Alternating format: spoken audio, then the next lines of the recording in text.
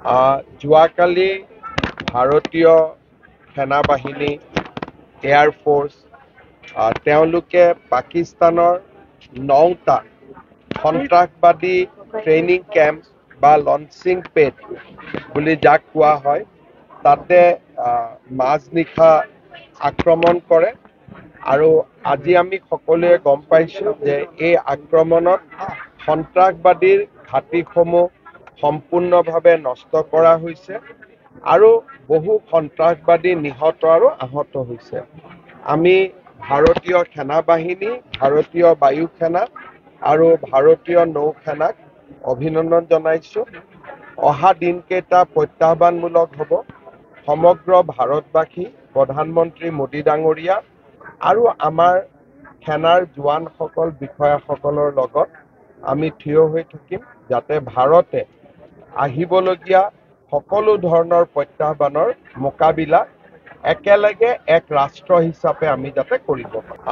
যোৱাকালি ভাৰতীয় সেনাবাহিনী এয়াৰফ'ৰ্চ তেওঁলোকে পাকিস্তানৰ 9টা সন্ত্ৰাসবাদী ট্ৰেইনিং কেম্প বা লঞ্চিং পেড বুলি যাক কোৱা হয় তাতে মাজনিশা আক্ৰমণ কৰে আৰু আজি আমি সকলোৱে গম পাইছোঁ যে এই আক্ৰমণত সন্ত্ৰাসবাদীৰ ঘাটিসমূহ সম্পূৰ্ণভাৱে নষ্ট কৰা হৈছে আৰু বহু সন্ত্ৰাসবাদী নিহত আৰু আহত হৈছে। আমি ভাৰতীয় সেনাবাহিনী, ভাৰতীয় বায়ু সেনা আৰু ভাৰতীয় নৌ সেনাক অভিনন্দন জনাইছোঁ। অহা দিনকেইটা প্ৰত্যাহ্বানমূলক হ'ব। সমগ্ৰ ভাৰতবাসী, প্ৰধানমন্ত্ৰী মোদী ডাঙৰীয়া আৰু আমাৰ সেনাৰ জোৱানসকল, বিষয়াসকলৰ লগত আমি থিয় হৈ থাকিম যাতে ভাৰতে আহিবলগীয়া সকলো ধৰণৰ প্ৰত্যাহ্বানৰ মোকাবিলা একেলগে এক ৰাষ্ট্ৰ হিচাপে আমি যাতে কৰিব পাৰোঁ।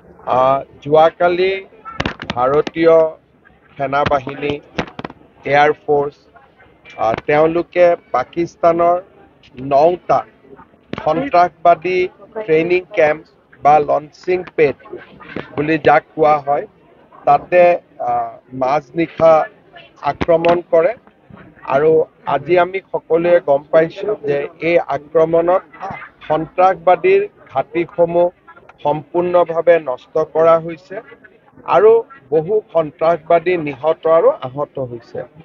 আমি ভাৰতীয় সেনাবাহিনী, ভাৰতীয় বায়ু সেনা আৰু ভাৰতীয় নৌ সেনাক অভিনন্দন জনাইছোঁ। অহা দিনকেইটা প্ৰত্যাহ্বানমূলক হ'ব। সমগ্ৰ ভাৰতবাসী, প্ৰধানমন্ত্ৰী মোদী ডাঙৰীয়া আৰু আমাৰ সেনাৰ জোৱানসকল, বিষয়াসকলৰ লগত আমি থিয় হৈ থাকিম যাতে ভাৰতে আহিবলগীয়া সকলো ধৰণৰ প্ৰত্যাহ্বানৰ মোকাবিলা একেলগে এক ৰাষ্ট্ৰ হিচাপে আমি যাতে কৰিব পাৰোঁ।